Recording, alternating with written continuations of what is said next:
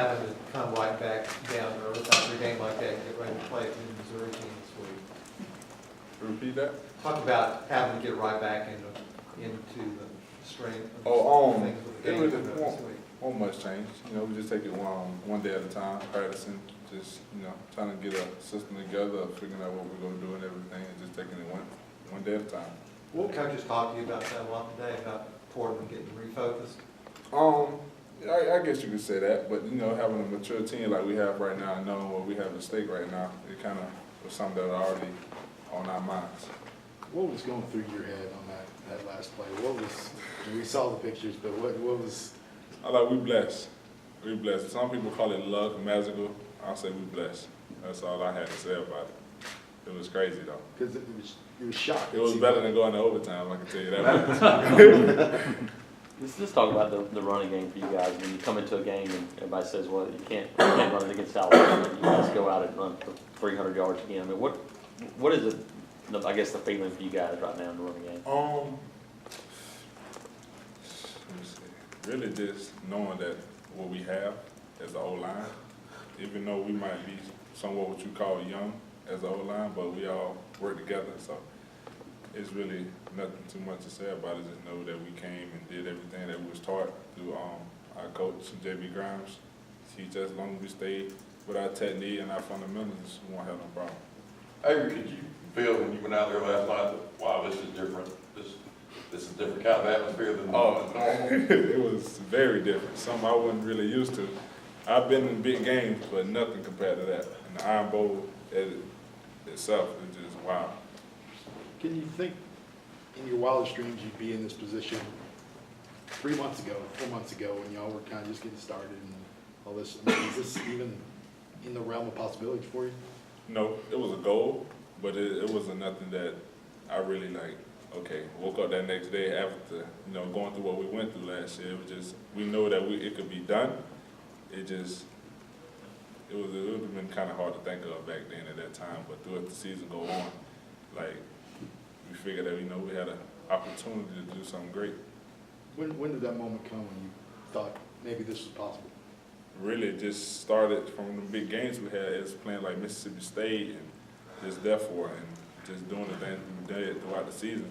Is knowing the big pass in that Georgia game, it's never over till that last second is off that clock. So, Coach Malzahn talks about preaching one day at a time, you know, practice, getting better every day. I mean, how much does he push that to you guys? Since day one, it never changed, and we accepted that and see what it brought us so far. How much does that help though, having a coach that kind of reiterates that day by day, just talking about taking it a day at a time? It's great. Keep us focused. Keep us on that road. That keep us down where we're trying to go. Avery, have you seen much of Missouri's defensive ends? Not much. I watched the game a little bit, but really at the point in time, I was only focused on Alabama, so I didn't really have the time to look at them and see what they had to offer. Hey, we talked about the offense. Can you guys continue to keep improving, you think? It's all to tell. We just, you know, have to keep taking it one day at a time. That's what it all comes down to. We just put it all out there on the line. Who's been the toughest matchup for you this season? What game was individually just the toughest for you? It's hard to pinpoint one because SEC and all of them are battle, so it's hard to really tell. To pinpoint on a particular team. It's multiple.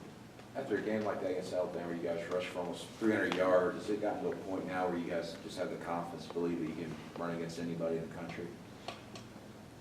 Is it hard? No, do you believe that you guys can be able to run the football against anybody, considering all the success you guys had against them? If we keep our focus like we know that we've been doing, and just keep taking it, like I said, one day at a time, then anything is possible. When Trey fumbled and he came back in, it seemed like the offensive line, including him, just had something lit under them a little bit. What was it like on the sideline? Was there anything that just kind of a rallying point, anything of that sort after that fumble? That's just the chemistry we have as a team. One man, you know, might have a mistake, something he didn't try to do, but having the team that he do have, we go rally around him and, you know, make up for it. What was your mindset earlier this year when Pat was starting and you were kind of just waiting your turn? My mindset, really just get better. Just take that time to learn, you know, get back in the game, you know, coming from an injury like I had. It wasn't so far as like me trying to rush back out there, because that wasn't the point. I was, you know, a little rusty. I was out for a whole year. So really just taking my time day by day to get healthy again. So when my number was called, I would be able to step up and, you know, help my team the best I could. Once you took that over, were you pretty determined not to let go of the grasp of that starting job? Just really just keep learning, keep moving on. It's like the relationship between me and Pat, you know, coming back from the same hometown, it's like, we was like brothers to each other. So he had any issues or I had any issues, we helped each other out. So it wasn't so much of a battle between each other. It was more trying to help each other out. So whoever was on that field could help the team win.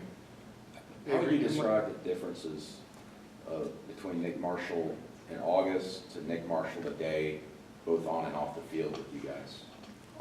Really just like any other player, you know, he just came in, you know, took one game at a time and just got better and improved. And, you know, being new to the team, everybody, you know, kind of had their little shot, I wouldn't say shot, they're on walls and barriers up because they don't know who they around at the time. So as the time went on, you know, kind of opened up to everybody and got everything going.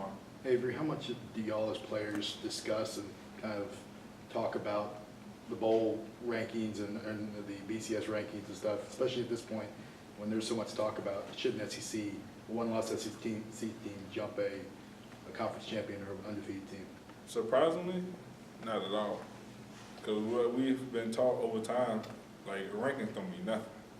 Rankings don't mean nothing at all. You can be number 1 today and drop and be number 8 tomorrow. So it don't even matter at all, for real. Do you think if you guys win Saturday, you should be in the national championship? I think we'd be wherever we meant to be at. So it's really like, it's on God's hands right now what happened to us now. All right. Thanks. Thanks, Avery. Thanks, Avery.